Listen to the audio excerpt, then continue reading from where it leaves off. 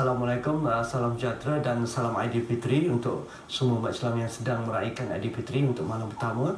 Dan dalam kita meraihkan kegembiraan menjelangnya Aidilfitri ini, pastinya kita akan terimbau juga kenangan ataupun mereka yang amat memerlukan bantuan dan juga segala bentuk kemanusiaan yang kita selama ini melihat isu berkenaan Palestin misalnya perlu terus diperingatkan dan perlu digerakkan dari masa ke semasa.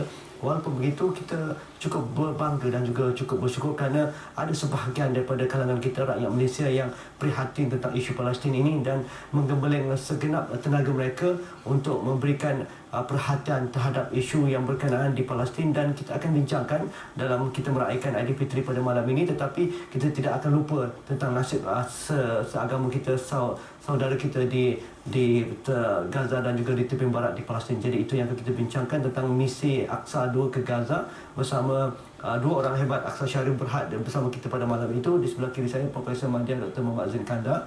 Assalamualaikum, selamat raya. Okey. Dan Ketua Konvoi Aqsa Sharif untuk ke Gaza pada kali ini. Dan di hujung sana tak asing lagi dengan kita Dr. Tahir Abdul Rahman, Ketua Pegawai Eksekutif Aqsa Sharif. Jadi sebelum saya meneruskan perbincangan dan juga kita akan mengimbau pengalaman dua orang Aqsa Sharif tentang misi-misi mereka tentang isu Palestin ini, tetapi kita perlu ingat apa yang berlaku di Gaza sebenarnya masih dalam keadaan yang cukup kritikal. Kita tahu kerana mengikut perangkaan daripada agensi bangsa-bangsa bersatu misalnya, lebih separuh rakyat di Palestin ataupun terutamanya di Gaza tidak bekerja, unemployment. Dan kita tahu orang kata pun jumlah mereka yang mendapat makanan agak vulnerable, agak orang kata pun hari ini mungkin dapat makanan, esok belum tentu lagi dan sebagainya. Apatah lagi tentang sektor kesihatan, ubat-ubatan agak terhad, walaupun orang kata pun pintu Rafah di sepadan Mesir itu sudah dibuka, tetapi masalah ubat-ubatan masih menjadi orang kata krisis di hospital-hospital di seluruh Gaza dan juga di tepi barat. Dan kita tahu juga sejak serangan hebat Israel pada 2008, banyak rumah musnah dan tidak dibinakan semula kerana susah nak masuk bahan-bahan binaan dan sebagainya. Ini realiti. Jadi mungkin kita boleh berkongsi sedikit dengan Profesor Dr. Zain, bagaimana isu Palestin, isu Gaza ini terus diingatkan, terus dipaparkan supaya kita tidak alpa dan tidak lupa, walaupun kebangkitan Arab hebat berlaku sekarang di Syria, di Jordan ataupun di Libya, tetapi isu segalanya adalah ibu segala isu adalah antara perkataan Israel dan juga Palestin. Bismillahirrahmanirrahim. Assalamualaikum warahmatullahi wabarakatuh. Dan salam Aidilfitri. Para penonton. Ya, isu Palestin ini memang suatu yang masih berterusan selagi Israel masih bermahajaria di bumi Palestin. Jadi kita tahu bahawa satu sejarah yang panjang terhadap penindasan Israel terhadap Palestin. Dan mungkin yang terkini kita tahulah bahawa selepas blockage ataupun sekatan pada tahun 2006 dan juga serangan begitu hebat pada tahun 2008 dan 2009 menyebabkan lebih 50% daripada penduduk tidak mempunyai pekerjaan. Dan daripada situ telah mewujudkan lebih 85% penduduk bergantung kepada bantuan luar. Apa tidaknya, dia tidak ada pekerjaan, tidak ada sumber pendapatan, dan apatah lagi apabila serangan yang dilancarkan oleh pihak Israel sehingga memusnahkan pertanian, perindustrian, institusi perniagaan dan sebagainya. Jadi kesemua itu telah menyumbang kepada kemusnahan yang berterusan yang menyebabkan institusi perniagaan, institusi ekonomi, institusi pendidikan dan institusi kekeluargaan pun dengan terbunuhnya kaum keluarga dan sebagainya yang menyebabkan kesusahan kepada penduduk di Gaza khususnya dan juga di West Bank. Jadi saya alhamdulillah telah dapat sampai ke Gaza pada Oktober 2010 yang lepas dalam konvoi Viva Palestina ke-5 Aqsa to Gaza bersama Viva Palestina Malaysia. Dan kami melihat sendiri kemusnahan bangunan yang hancur yang tidak mampu untuk dibangunkan kembali disebabkan oleh sekatan ekonomi. Tidak dibenarkan bahan binaan untuk masuk jentera-jentera untuk membina semula infrastruktur dan bangunan-bangunan. Dan ini semua menyumbang kepada ketidakcukupan sumber-sumber dan juga tidak ada peluang pekerjaan. Dan akhirnya tidak berlaku satu sistem ekonomi yang boleh dihidupkan di Gaza. Dan apatah lagi daripada situ wujudlah ramai yang menganggur, dan akhirnya makanan asasi pun akan terjejas, yang menyebabkan anak-anak kekurangan makanan dan kekurangan nutrition dan sebagainya. Jadi mungkin pengalaman doktor sempat masuk ke Gaza pada tahun lepas, dan mungkin kita mendapat laporan-laporan mengikut media antarabangsa dan sebagainya mengatakan mungkin salah satu propaganda yang dimainkan oleh media Israel mengatakan bahawa Gaza tiada masalah selepas pintu Rafah sudah dibuka dan juga banyak bantuan sudah dibolehkan untuk dibawa dan sebagainya. Tetapi agensi Bangsa-Bangsa Bersatu UNRWA mengatakan bahawa isu masih berlaku, dan apa yang mendesak sekarang tentang bagaimana membangunkan semula Gaza selepas diserang secara hebat pada 2008 dan 2009. Mungkin itu yang kita kurang mendapat pemahaman yang jelas tentang itu. Mungkin Dr. Tahir boleh berkongsi. Bismillahirrahmanirrahim. Assalamualaikum warahmatullahi wabarakatuh. Dan salam Aidilfitri. Berkenaan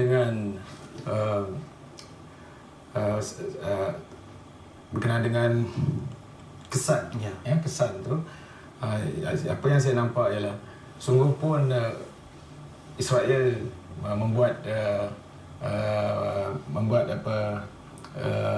propaganda mengatakan sudah tak ada lagi, semuanya sudah. Tetapi kita melihat bahawa benda yang dilepaskan itu apa dia bahan-bahannya. Bahan-bahan pentingnya nak membangunkan balik bangunan-bangunan, factory-factory, kilang-kilang perubatan, kilang-kilang seperti kilang roti yang kita telah buat tu. Bahannya tak ada, tak masuk. Bahan-bahan besi, bahan-bahan simen, konkrit, semua tu. Begitu juga kalau kita tengok nak membangunkan balik Islamic University of Gaza. Dia orang telah musnahkan makmal lab tu. The education, untuk kembalikan balik pada education yang normal, kita kena bangunkan balik makmal ini. So begitu juga dengan hospital. Ubat-ubat yang dibenarkan masuk pun terhad.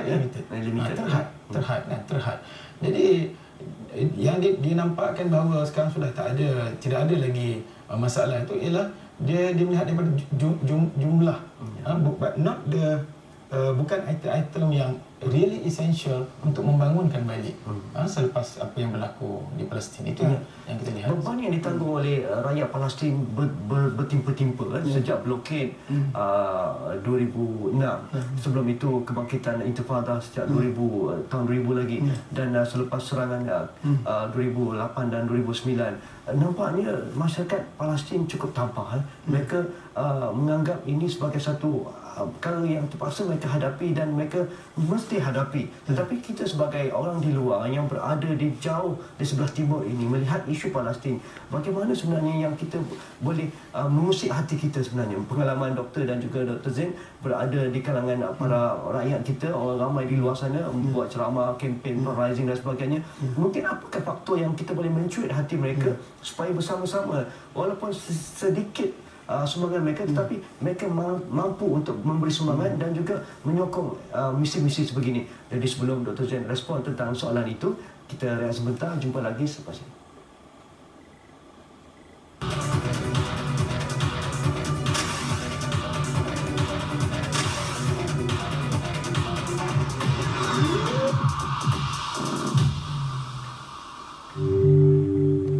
Setiap Isnin hingga Sabtu,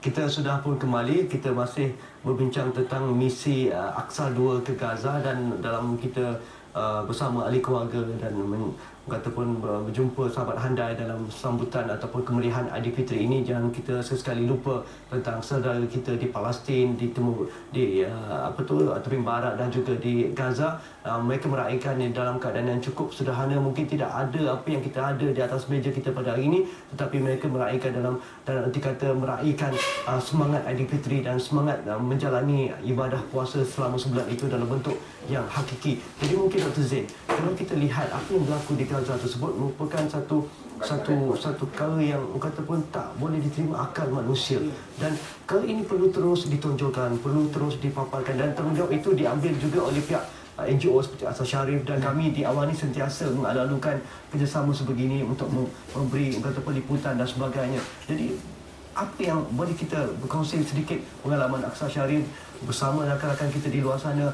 Adakah peningkatan kesedaran di kalangan rakyat kita, terutamanya di Malaysia misalnya, bertambah baik tentang ataupun peningkatannya agak ketara tentang isu sebenar Palestin dan juga Israel ni, kerana kita tak mahu lagi isu berkenaan Israel Palestin ni dianggap isu agama, isu bangsa antara Yahudi dan juga Arab, isu berkenaan dengan ekonomi antara kuasa besar dan kuasa kecil, tetapi isu kemanusiaan dia merentasi semua perkara yang kita bincangkan tadi. Pengalaman saya bersama dalam Viva Palestina kelima pada tahun lepas 2009, September 2010 hingga ke Oktober, selama 45 hari dalam perjalanan konvoi daripada London ke Eropah dan seterusnya ke Gaza. Jadi memang kita kena sedar bahawa apa yang masih berlaku di Palestin, khususnya di Gaza ini, adalah satu keadaan seolah satu penjara besar yang terbesar di dunia, yang mana dengan keluasan 360 km persegi dengan penduduk 1.7 juta.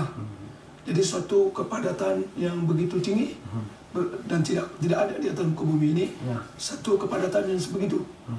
Tambahan pula dengan blokade yang sebenarnya masih berlaku di Gaza. Walaupun disebut bahawa pintu Rafah itu sudah dibuka, tetapi hanya sekelumit. Sedangkan di sekeliling Gaza itu, daripada utara ke timur maupun ke barat, laut Mediterranean, semua dikelilingi oleh udara, dikelilingi oleh tentera-tentera Israel yang mana menghalang segala bentuk keperluan asas untuk masuk ke Gaza. Jadi ini masalahnya, dan perkara ini harus masyarakat sedari. Dan memang pengalaman saya bersama dalam konvoi Viva Palestina kelima itu, kita melihat sendiri bahawa isu ini sebenarnya bukan isu agama. Isu ini sebenarnya adalah isu kemanusiaan. Sebab itulah rakan-rakan daripada Eropah, Amerika Syarikat, Kanada, Australia dan New Zealand, mereka ini di kalangan mereka aktivis yang bukan Islam. Tetapi mereka tahu bila ditanya, kenapa anda bersama dalam misi ini, dalam konvoi ini? Kami datang kerana kami tidak sanggup lihat manusia menzalimi manusia, manusia membunuh manusia, manusia yang ada kuasa membunuh kanak-kanak. Dan inilah perkara yang harus kita sentiasa melihat, bahawa selagi blokade sekatan tidak dibuka sepenuhnya, kalau hanya sekedar Rafah itu tidak memadai, hanya mengizinkan satu hari beberapa pulau saja. Itu pun banyak halangan lain, birokrasi dan sebagainya. Apabila Asal Sharif ingin ke Gaza, kita terpaksa melalui proses yang begitu panjang, dan kita tidak sure sama ada boleh masuk atau tidak. Jadi perkara-perkara yang sebenarnya tidak ada sebenarnya perubahan besar berlaku di sana. Semenjak 2006 tambah lagi dengan 2008 sehingga hari ini, sebenarnya rakyat Gaza masih merana. Makanan yang asas masih tidak mencukupi. Kita tahulah bahawa mereka mempunyai sumber makanan yang terhad.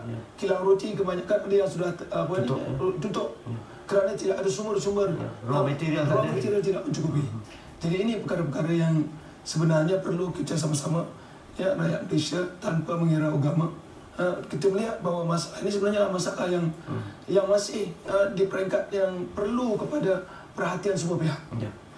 Mungkin Dr. Tahir boleh berkongsi projek terkini yang dilakukan oleh Asal Sharif di Gaza sendiri, dengan cerita kilang roti yang sudah diusahakan sejak beberapa tahun lalu, sudah pun beroperasi sejak Jun lalu. Mungkin boleh berkongsi apakah yang dapat dikongsikan bersama dan juga manfaat kepada rakyat sekeliling di Gaza City misalnya. Sebelum tu saya nak touch sikit soalan Haji tadi berkenaan dengan kesedaran rakyat di Malaysia.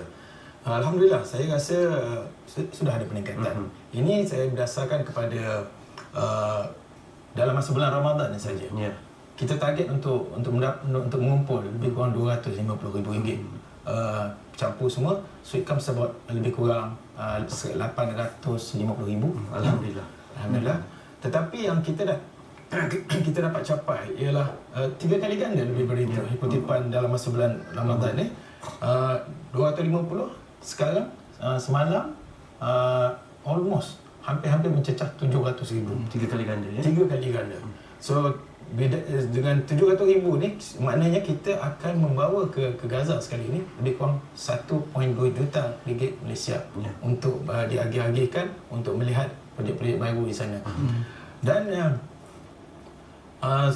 sungguh pun banyak macam tu, tetapi kalau kita lihat dari satu sudut juga, kesedaran ni masih memerlukan.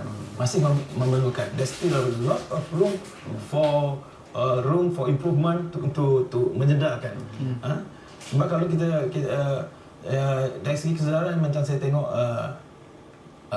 masa kutipan buat sumbangan tu, saya selepas memberi dalam masa 15 minit bercerita tentang konvoi ini, saya kata saya akan menunggu lebih kurang 20 minit, 30 minit selepas tarawih nanti, selepas witir, saya tunggu di sini. Kalau ada tuan-tuan nak balik ke rumah, kerana tak bawa dompet, tak bawa duit, saya tunggu. Dan dalam satu majlis tu, penungguan itu menghasilkan hampir RM1,500. Alhamdulillah. Dalam masa menunggu tu. Hebat. Mana itu sudah ada sampai pulang balik ke rumah, datang balik sebab kami menunggu. So itu adalah menunjukkan ada kesedaran. Tapi ramai lagi yang masih belum tahu apa sebenarnya yang berlaku di Palestin. Yang ini yang saya rasa Aqsa Sharif dan juga lainnya, NGO lain yang masih perlu melakukan sesuatu untuk menyedarkan. Mungkin dari satu aspek masyarakat ingin melihat sumbangan-sumbangan mereka itu direalisasikan. Dan inilah yang menjadi fokus kepada Aqsa Sharif sampai terus kepada apabila kita balik dalam konvoi kita tahun 2010 itu, kita mengenal pasti sebenarnya kita menerima lebih kurang 35 proposal daripada Palestin. Dan kita menganalisa dan kita mengenal pasti 6 projek yang paling kritikal yang sangat-sangat diperlukan ketika ini di Gaza. Okey, sebelum Dr. Zain jelaskan apa projek yang kritikal itu, kita rehat sebentar, jumpa lagi selepas ini. Okey, untuk berbincang tentang misi Aqsa Sharif ke Gaza, mungkin Dr. Zain teruskan tentang projek di Gaza. Okey, Aqsa Sharif melihat bahawa permasalahan di Gaza ketika ini memerlukan kepada satu penyelesaian yang praktikal, yang mana antaranya fokus Aqsa Sharif sekarang ialah untuk membantu di aspek makanan, kesihatan, pelajaran dan juga sosioekonomi. Dalam konteks makanan ini sangat esensial. Kalaulah kita bayangkan di Malaysia ni, makanan asas bagi orang miskin mungkin nasi dan juga kicap. Tetapi di Gaza mereka tidak makan nasi dan tidak jumpa kicap mungkin kan. Jadi makanan asasi mereka ialah roti dan keju. Dan inilah menjadi fokus Aqsa Sharif. Jadi sekembalinya Aqsa Sharif daripada Viva Palestina ke-5, kita telah mengumpul dana dan alhamdulillah pada bulan Mac kita telah dapat mengumpulkan lebih daripada 300,000 untuk projek ini untuk permulaan. Dan alhamdulillah sehingga ke Jun 2011 kita telah dapat menyempurnakan projek kilang roti yang nilainya 630,000 dan pada bulan Jun, 28 bulan Jun telah mengeluarkan roti. Dengan harapan ini, masyarakat pun dapat melihat bahawa sumbangan mereka direalisasikan dan membantu terus. Dan sebenarnya pembinaan kilang roti itu membantu dari aspek sumber pekerjaan dan juga memberi peluang kepada pengedar-pengedar roti untuk mendapatkan keuntungan. Jadi inilah bentuk-bentuk yang cuba Aqsa Sharif ketengahkan, iaitu bukan sahaja memberi ikan tetapi memberi coran. Selain daripada kilang roti, contohnya projek ikan air tawar, kita kontribut dengan sokongan dan juga sumbangan Koperasi Muslimin, contohnya 12,000 untuk membina satu lagi kolam ikan. Kerana di tepi pantai Gaza itu telah disekat, tidak dibenarkan nelayan-nelayan pergi ke laut. Jadi itu satu lagi bentuk sosioekonomi. Dan yang terkini, Aqsa Sharif telah memperkenalkan satu sistem yang kita sebut sebagai microcredit ataupun Qardul Hasan atau Abal Bayi Al-Inah, iaitu pembiayaan kepada peniaga-peniaga kecil agar mereka dapat memulakan perniagaan ataupun industri kecil untuk mereka menjana ekonomi, keuntungan sedikit bagi memelihara ataupun itu sudah dilaksanakan. Itu dilaksanakan pada bulan Ramadan yang mubarak ini. Dan nilainya untuk peringkat awal ni adalah 250,000 dengan sebuah organisasi iaitu Imar Association di Khan Yunis. Jadi itu antara projek dan banyak projek-projek lain yang kita sedang rancang yang mana antaranya ialah Rose to Rose. Rose to Rose adalah satu projek di antara wanita Malaysia kepada wanita di Gaza.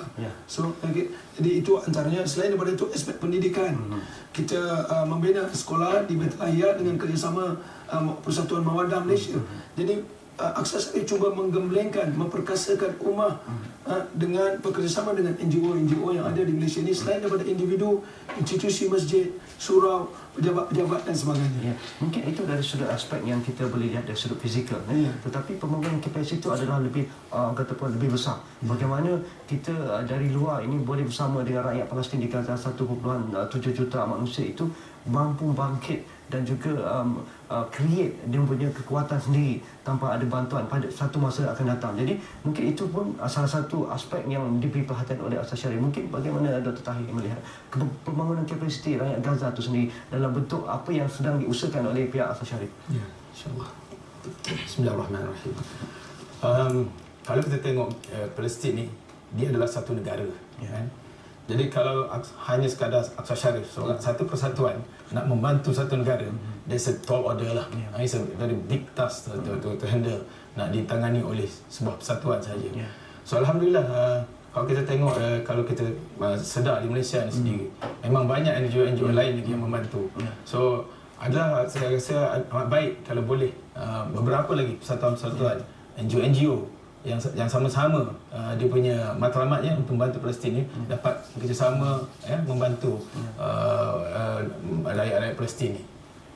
Dan Aqsa Sharif ni kalau saya boleh sentuh sikit lah, mungkin relate juga tadi tentang kesedaran. Aqsa Sharif ingin kalau boleh nak mencuba ni kesedaran ni bukan saja di peringkat orang dah dewasa.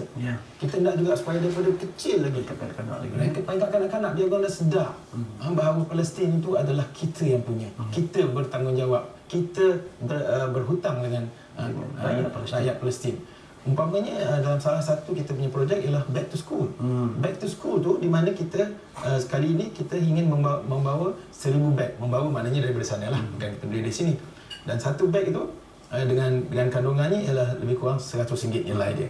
Dalam beg kita akan bagi pakaian sekolahnya, sebab dia kebetulan kita pergi ini bulan Ramadan dan sekolah di sana start bulan 9 kan. So just nice, cantik, sangat sesuai. Dan cara kita nak untuk mendapatkan beg ni untuk kita sama-sama berkongsi dengan pelajar-pelajar sekolah di sini. Kita target untuk dapat 1000 beg tu, kita cadangkan pada sekolah-sekolah satu darjah satu beg. Angkat lah, beg angkat. Beg angkat. So, kalau satu beg tu hanya RM100. Satu darjah tu ada 30. Idea yang kreatif tu. Ya, 30 orang murid. Satu orang hanya keluar RM3.5 saja lebih kurang. Dan dia boleh berikan satu beg untuk pelajar, seorang pelajar di sana. Dan dalam beg tu mungkin juga ada lukisan, apa tu, stationery dan sebagainya. Yang itu stationery, mesej daripada pelajar kita ni kan, untuk kata-kata sokongan, motivasi. So insya-Allah ini antara yang Aqsa Sharif yang kita cuba nak buat. Mungkin ada dalam rancangan untuk membawa anak-anak Palestin datang ke sini, mungkin pertukaran dalam masa 3 bulan, 4 bulan misalnya, memberi sedikit pendedahan kepada mereka. Itu peringkat awal yang kita sebenarnya satu projek baru yang mana kita cuba bekerjasama dengan Persatuan Mahasiswa di Malaysia, yang mana dalam konvoi Ramadan sebenarnya kita membawa seorang berapa ramai semua yang pergi nanti? 12 orang.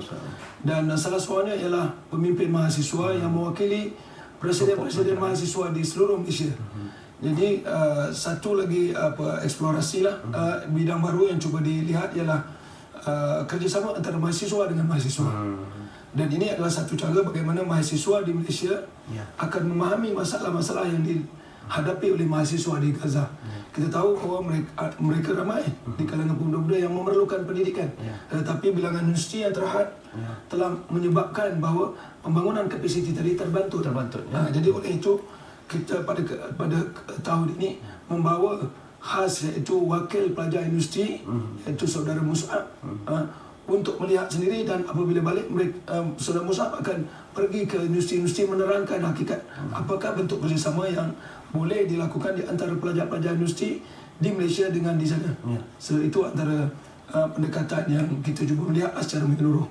Okey. Okey, terima kasih pada Dr. Tahir dan juga Dr. Zain. Masa tidak mengizinkan, tetapi bagi anda yang ingin terus memberi sumbangan kepada Aqsa Sharif dan misi mereka ke Gaza, boleh hantarkan ke akaun yang kami sediakan tertera di kaca TV anda sekarang, dan juga boleh menghubungi Aqsa Sharif melalui telefon, dan juga boleh Google di laman web Aqsa Sharif. Di situ pelbagai info. Saya suka sangat Aqsa Sharif punya laman web. Banyak info, ada mesej, ada artikel, ada news, ada sebagainya. Jadi boleh anda layari di laman web Aqsa Sharif, dan kami doakan projek ini terus berjaya, dan semua isu atau semua usaha tentang bagaimana kita melihat isu kesedaran tentang Palestin ini perlu diberi sokongan, tidak dikira siapa di sebaliknya, NGO ke pribadi dan sebagainya, perlu diberi sokongan, dan kita akan ketahui hasilnya nanti apabila mereka pulang semula ke Malaysia. Dan kita mungkin panggil lagi sekali Dr. Zain dan rakan-rakan untuk bercerita, mungkin dah bawa balik gambar ataupun video-video yang menarik di semasa di Gaza nanti. InsyaAllah kita akan panggil sekali lagi. Dan bagi anda, jika ada sebarang pandangan, hantarkan ke Facebook kami, ke Twitter kami, dan juga beri pandangan anda ke email kami. Sekian, Assalamualaikum, kita jumpa lagi, terima kasih.